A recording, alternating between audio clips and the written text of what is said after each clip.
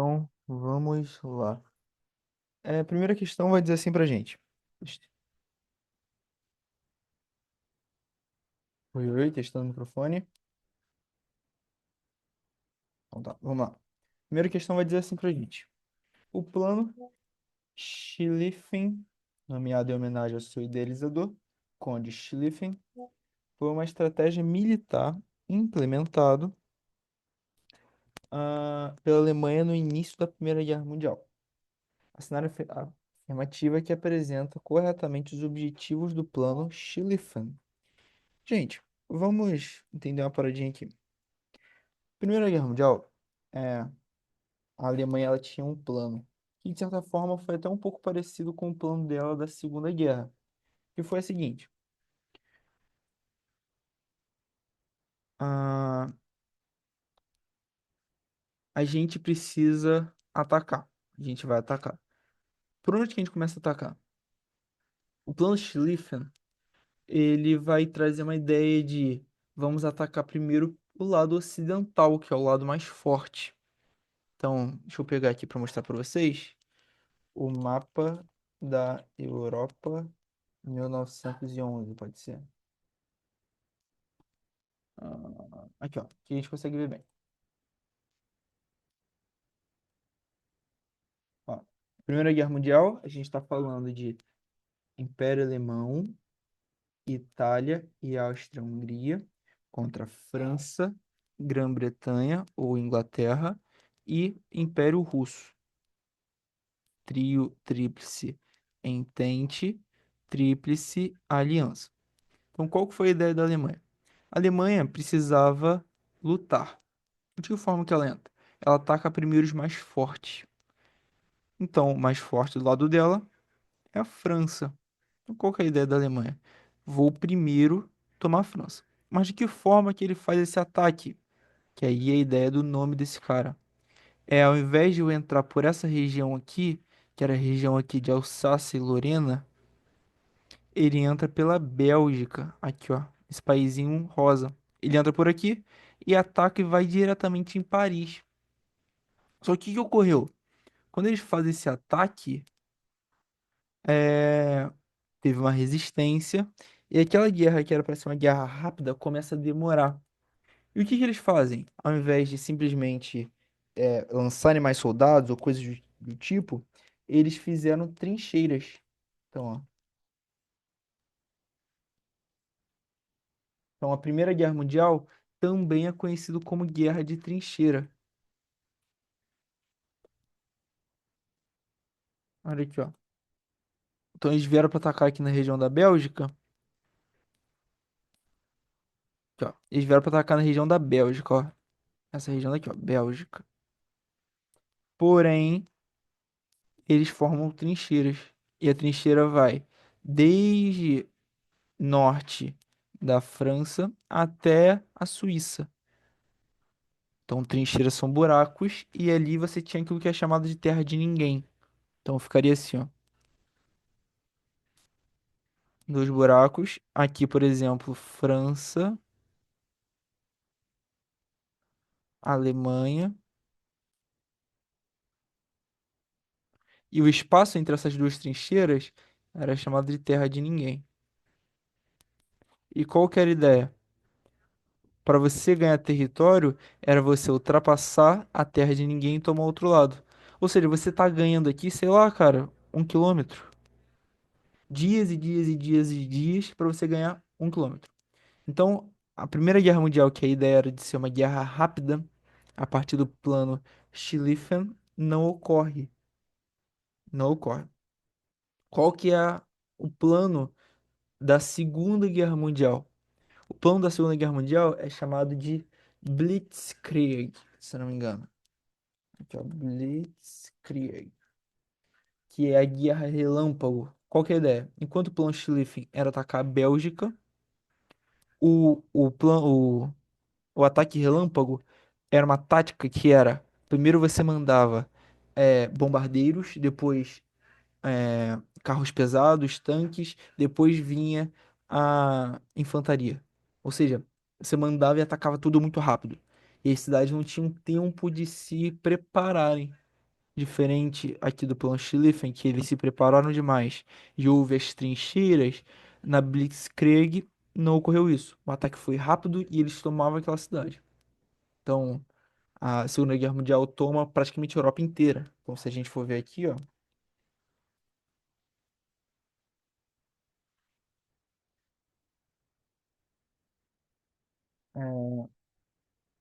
pra gente ter uma ideia aqui, só, tudo que tá em azul era Alemanha nazista. Olha que doideira. Então, o que tá em azul mais escuro era literalmente a Alemanha. O que tá em azul um pouco menos escuro são áreas debaixo da ocupação alemã. E o que tá em azul clarinho são aliados da Alemanha. Aqui é uma ocupação, que é chamada de França de Vichy. Enfim, é essa a ideia que tinha. Em verde, nós vamos ter os aliados, e em vermelho, os aliados. Essa aqui basicamente foi a ideia. Isso aqui foi o que aconteceu em 1944. Então, olha como a Alemanha consegue ter quase uma hegemonia total da Europa. Coisa muito doida, né, se parar pra pensar. Então, vamos ler as alternativas. Primeiro diz assim: o plano tinha como objetivo provocar o desgaste do inimigo, visando uma guerra de trincheira. Vamos lá. O plano Schlieffen não visava a guerra de trincheira. Pelo contrário, visava a tomada de Paris,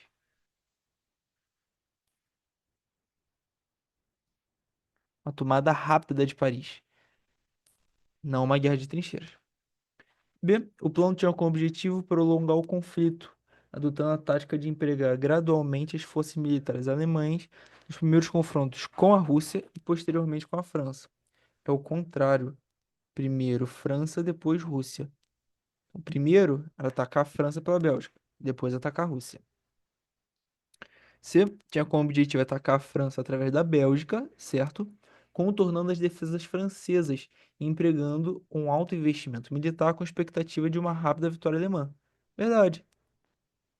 Basicamente isso. Deixa eu ver se tem um desenho aqui, ó. Schlieffen, mapa. A ideia era essa daqui, ó.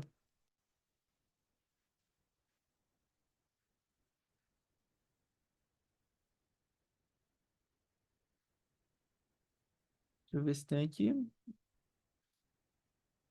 Aqui, ó. Qual que é a ideia? A França, ela ia atacar aqui pela região de Alsácia-Lorena. Então a Itália ia barrerar aquela região, enquanto a Alemanha ia fazer um ataque forte aqui na região da Bélgica, entrando para a França. Esse, essa era a ideia total. Depois disso, sairia daqui e iria atacar a Rússia. Essa era a principal ideia da Primeira Guerra Mundial, porém, não foi isso que aconteceu, né? Então, letra C de casa. Correto? Segunda questão. Leia as seguintes afirmativas sobre as origens da Guerra Fria. Primeiro diz assim: a causa fundamental da Guerra Fria foi a ambição doentia de Stalin. Então, ó, aqui a gente consegue ver uma clara alusão a colocar a culpa na União Soviética pela Guerra Fria.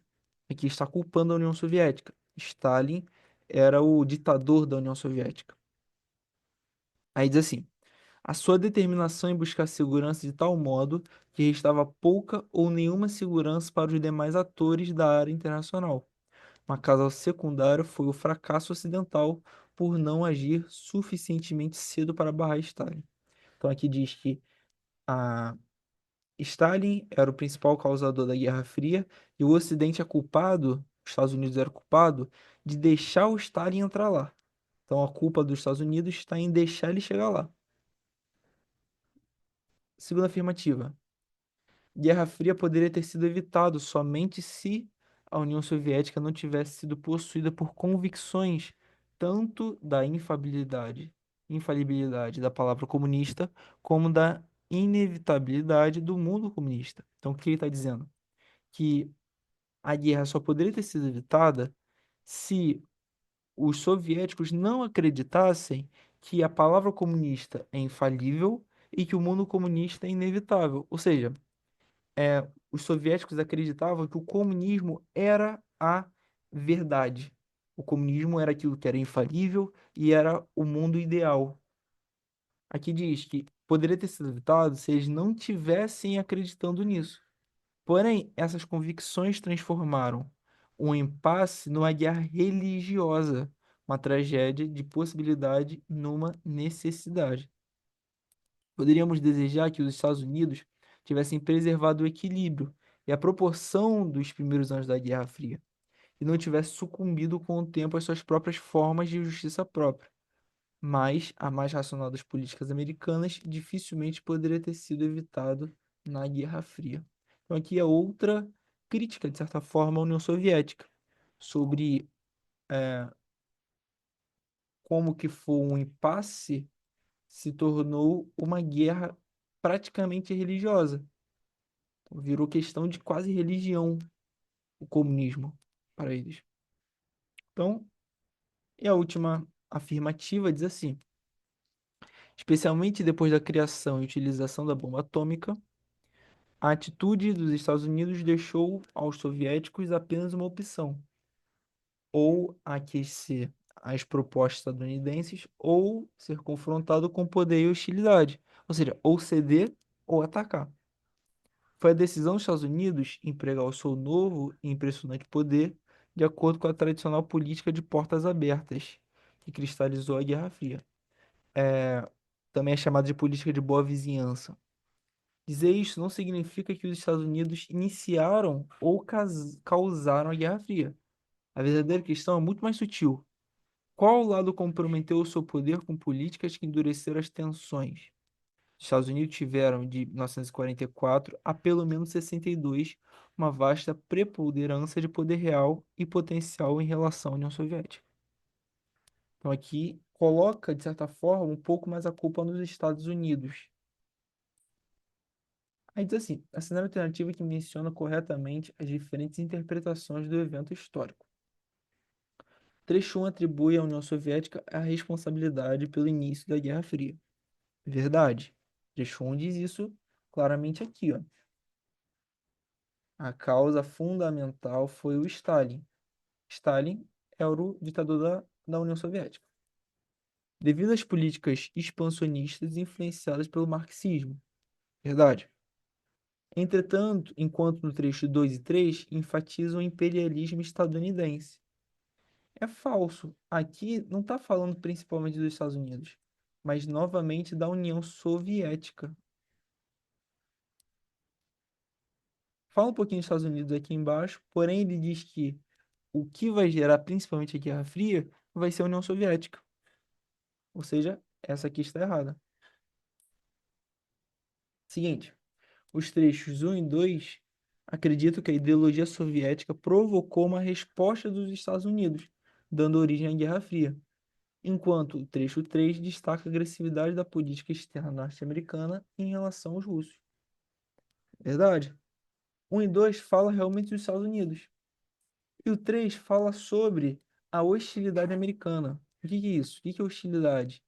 Hostilidade está relacionado com o causar o mal. Então, o ser hostil com você, ou ser perigoso para você. E aqui está falando da utilização de bombas atômicas. Então, utilização de bombas atômicas, hostilidade. Entenderam? Então, das causas que a gente pode ver da Guerra Fria, então, é essa postura hostil dos Estados Unidos de utilizar-se de bombas atômicas e fazer testes militares. Tanto que a Guerra Fria também era conhecido como uma guerra bélica, de quem produz o melhor foguete, quem produz o melhor avião, quem produz o melhor jato, quem produz a melhor bomba, quem produz os melhores fuzis. Tudo isso entrou no contexto da Guerra Fria. Já é? Então, próxima questão, 38. A cenário alternativa que descreve corretamente as inovações introduzidas pelas constituições brasileiras no período contemporâneo. Então, ó, nós temos algumas constituições. Da era republicana, nós vamos ter a primeira, que ocorre em 1891, primeira Constituição.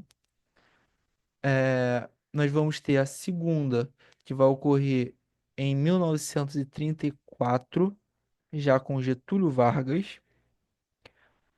Nós vamos ter a Constituição de 37, que vai ser a polaca, conhecido como polaca, que é uma Constituição mais rígida. Nós vamos ter a Constituição de 46, que já é pós Getúlio Vargas, que já é uma Constituição voltando à democracia.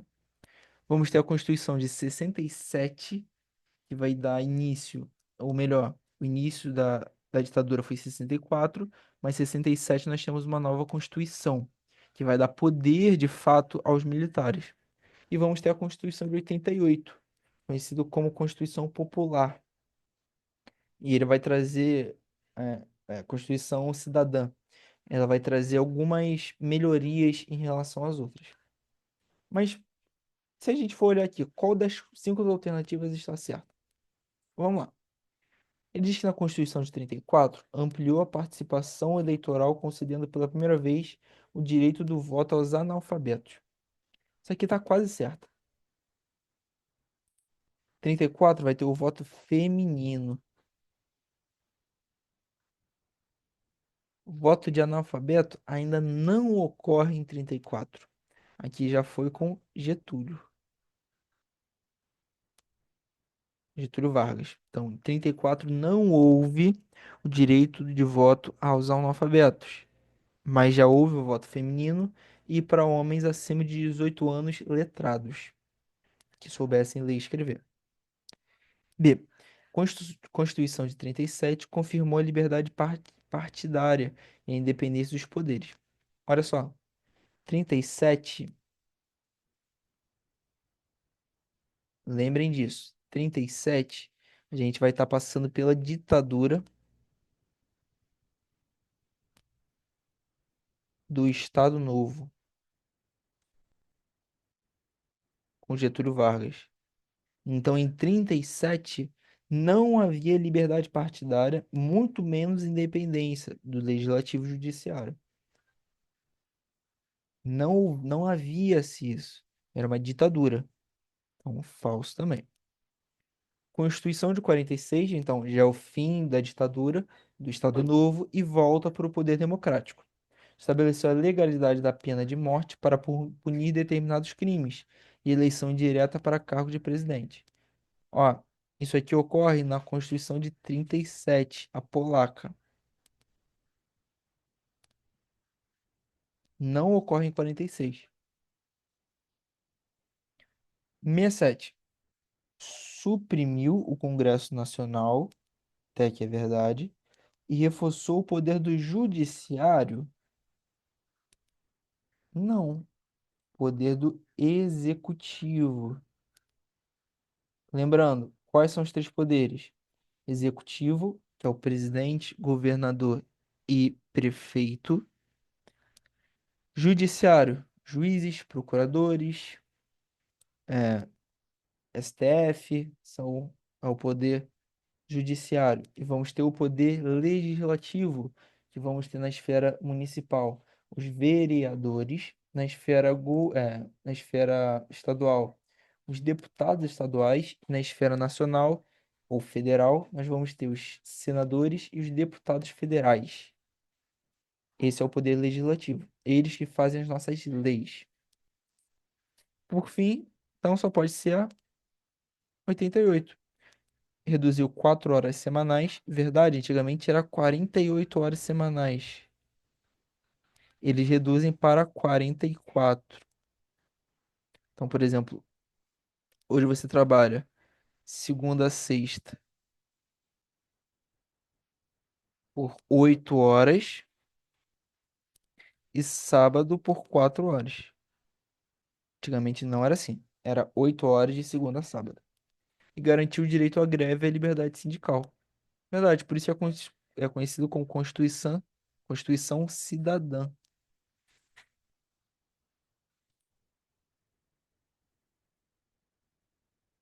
Próxima questão. Ah, é um texto grandão, mas ele vai. A pergunta tá aqui, ó. A respeito das motivações que levaram à Revolução de 30, assinar a alternativa correta. Qual foi? a Constituição de 30, a Revolução de 30? Foi a revolução que deu o, o poder a Getúlio Vargas. Então, Getúlio Vargas, ele consegue dar o golpe e de fato entrar no poder. Então, lembrando, havia a política do café com leite. Minas Gerais e São Paulo ficavam trocando a presidência. Porém, o governador, então, que era indicado por São Paulo, deveria indicar um governador de Minas, porém, ele indica um novo governador de São Paulo, quebrando a política do café com leite. Então, Minas se revolta, se junta com Paraíba e Rio Grande do Sul e forma a, uma aliança. Essa aliança que vai ter como cara Getúlio Vargas. E Getúlio Vargas perde as eleições, porém, com a morte de João Pessoa, lá em, no Rio Grande do Norte, é, eles falam que foi uma tentativa de um golpe político, uma morte política, e assim eles dão o golpe de 1930. Então, o que que levou? A reação foi contra a indicação do presidente da República em exercício do seu sucessor. Até aqui tá, é verdade. Que priorizava o fortalecimento econômico paulista por meio da expansão, da exportação do café. Verdade. Essa é a resposta certa. Já começou pela resposta certa.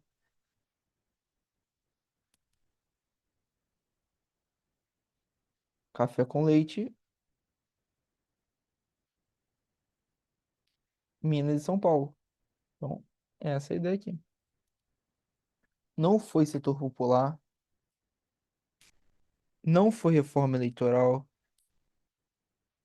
não foi setores militares e não se limitava à região sudeste. Tanto que João Pessoa é na Paraíba. Acho que eu falei em algum momento Rio Grande do Norte. Perdão. Rio Grande do Norte, a capital é Natal. Paraíba é João Pessoa. Isso aqui vamos pular. Última questão aqui para a gente encerrar. Censo de 22. O número de pessoas com 65 anos ou mais cresceu 57,4% em 12 anos. Então a quantidade de velhos, de pessoas mais velhas, cresceu muito. O que que isso significa? Isso significa que a diminuição no ritmo do crescimento populacional? Sim, sim, verdade. Significa que nós temos mais idosos do que antes. Então a população está ficando mais velha. Não está nascendo tanta criança, mas não está nascendo tanta criança. Segundo, demonstra a necessidade de políticas públicas para a população idosa. Lógico, se está crescendo a quantidade de idoso, precisa de mais políticas públicas para poder atender essa parte da população, que agora está se tornando maioria. E a última, evidencia a redução da população economicamente inativa no país. Verdade. Gabarito letra E. Essa é a nossa aula de hoje. Então deu para a gente revisar a Segunda Guerra Mundial, parte das questões. A gente revisou as constituições, falamos um pouquinho delas. É, Era Vargas, Guerra Fria. Olha como é um pouquinho de tudo aquilo que a gente estudou. Era Vargas, Primeira Guerra Mundial, Guerra Fria. E assim a gente vai indo. A história do Brasil. E assim a gente vai evoluindo. De pouquinho em pouquinho, vamos tentar cair dentro aí pra gente conseguir fazer. Isso daqui a gente já fez, né? 46 a 50. Aí eu vou postar aqui e vocês já devem estar assistindo, né? Então, gente, brigadão. Até semana que vem.